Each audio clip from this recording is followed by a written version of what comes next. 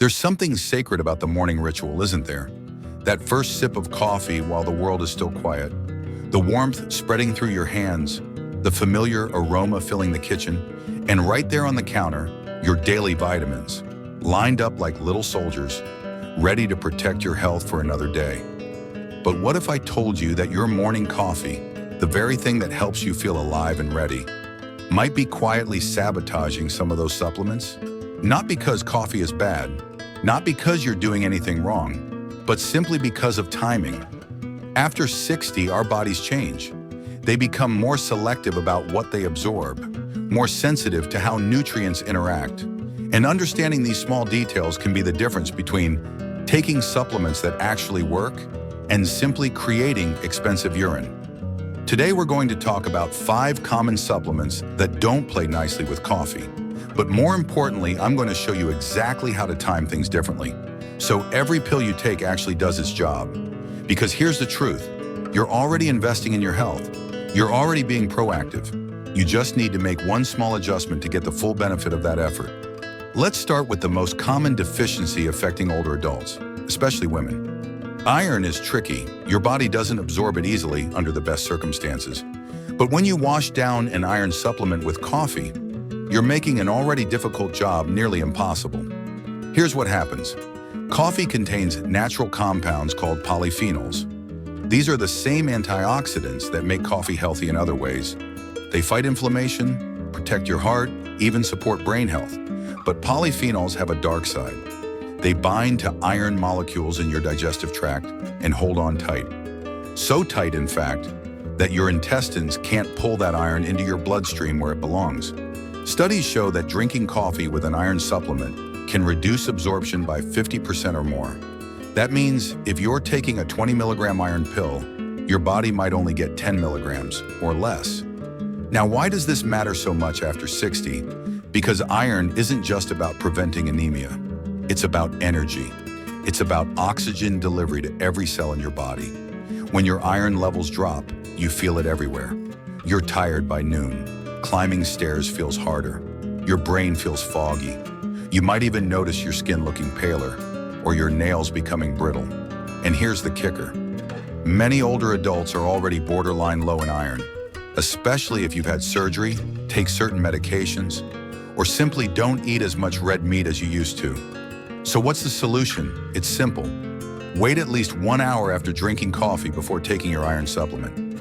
Better yet, take iron in the evening with dinner, far away from your morning brew. And here's a bonus tip that pharmacists love. Pair your iron with a small glass of orange juice or eat a slice of citrus fruit.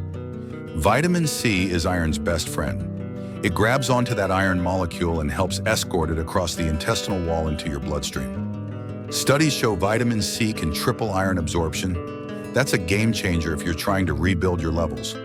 One more thing, avoid taking iron with dairy, tea, or high-fiber foods at the same time. They all interfere, just like coffee does. Give iron its own quiet moment to shine. Now let's talk about the sunshine vitamin, vitamin D. You've probably heard how important vitamin D is for bone health, and that's absolutely true. Without enough vitamin D, your bones can't absorb calcium properly, which increases your risk of fractures and osteoporosis. But vitamin D does so much more. It supports immune function, regulates mood, helps control inflammation, and even plays a role in heart health. After 60, your skin produces less vitamin D from sunlight. Your kidneys become less efficient at converting it to its active form. And many of us spend more time indoors than we used to. All of this makes supplementation critical. But here's where coffee comes in, and not in a good way. Caffeine has been shown to reduce the number of vitamin D receptors in your cells. Think of receptors like little doorways. Even if you have plenty of vitamin D floating around in your bloodstream, if there aren't enough receptors to let it inside your cells, it can't do its job. Now, this doesn't mean coffee destroys vitamin D. It just means that if you take your vitamin D supplement right alongside your coffee, you're making it harder for your body to use it effectively. The fix? Take your vitamin D with a meal, preferably one that contains a little healthy fat, like avocado, eggs, or nuts, and skip the coffee during that meal. Vitamin D is fat-soluble, meaning it absorbs best when there's fat present. So a breakfast with scrambled eggs or a piece of whole grain toast with almond butter is perfect. Save your coffee for 30 minutes to an hour later. That way, your vitamin D gets absorbed without interference, and you still get to enjoy your beloved morning ritual.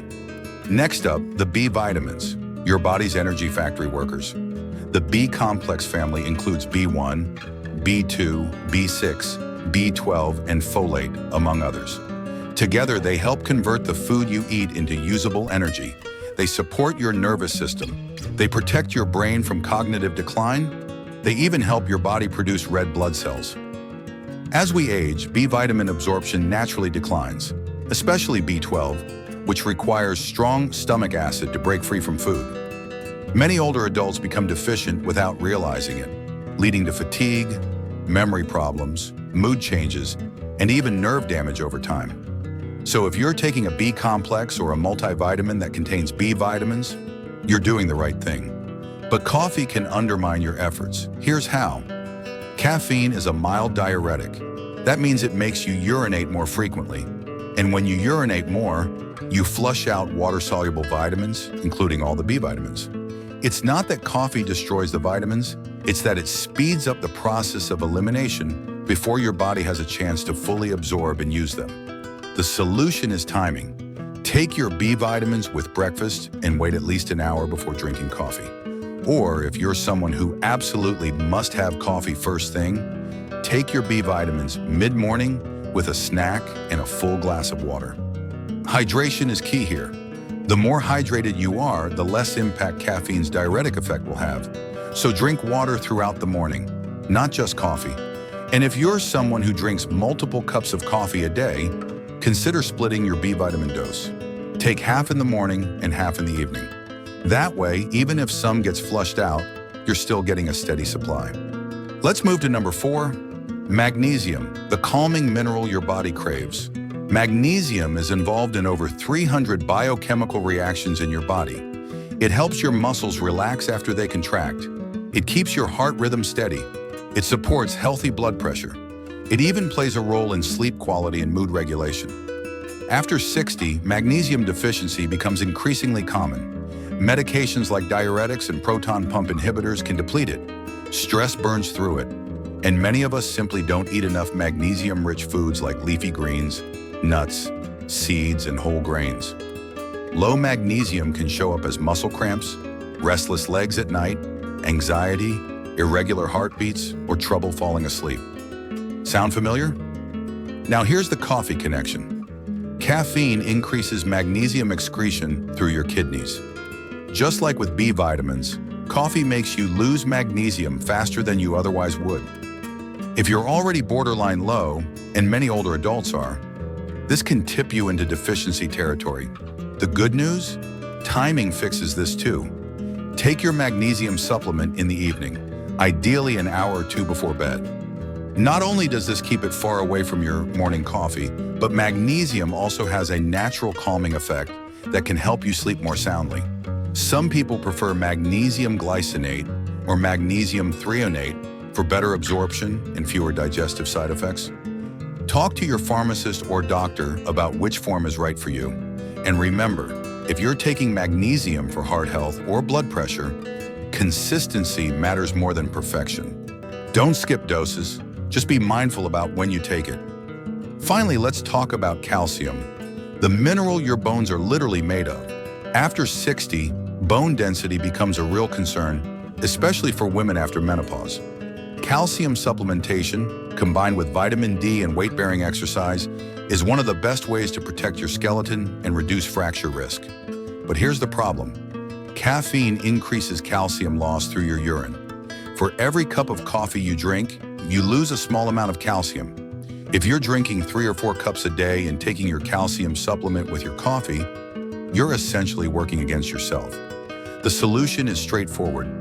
Space your calcium supplement at least 1 hour away from coffee. Take it with lunch or dinner instead. And if you drink coffee with milk, that actually helps, because the calcium in the milk can offset some of the calcium loss caused by the caffeine. Here's another tip. Don't take calcium all at once if you're on a high dose. Your body can only absorb about 500 milligrams of calcium at a time. So if your doctor has you on a 1,000 milligram daily dose, split it into two 500 milligram doses, one at lunch, one at dinner, and always pair calcium with vitamin D. They work as a team. Calcium can't get into your bones without vitamin D's help. So here's your new morning routine. Simple, effective, and easy to remember. Wake up, enjoy your coffee, savor that quiet moment. Then about an hour later, take your supplements with breakfast. Pair them with a balanced meal that includes a little healthy fat and protein. Drink a full glass of water, and if you take magnesium, save it for the evening. If you take iron, consider moving it to dinner or bedtime. And if you're someone who takes multiple supplements throughout the day, create a little chart or use a pill organizer with time labels. It sounds simple, but it works. Now let's address the bigger picture. None of this means coffee is bad for you.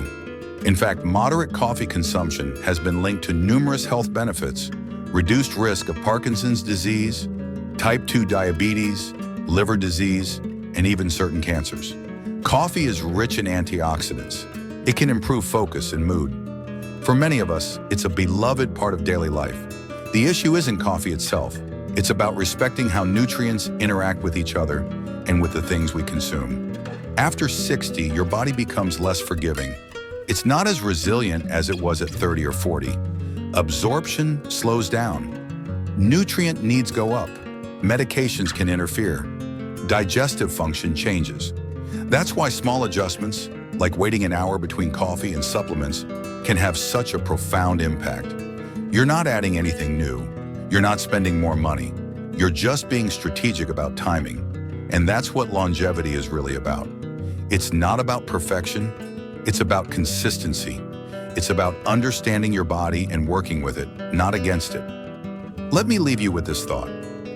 Every supplement you take is an investment in your bones, your heart, your energy, your brain. But like any investment, it only pays off if you set it up correctly. Coffee first, supplements later, 1 hour. That's it. It's a small timing change that can make a big difference in how your body stays strong, calm, and healthy, one mindful morning at a time. Thank you for being here. If you're finding this helpful, if you're realizing that small changes can make a big difference in how you feel, do me a favor, hit that subscribe button and drop a comment below telling me which supplement you're going to start timing differently. I read every single comment and I love hearing from you.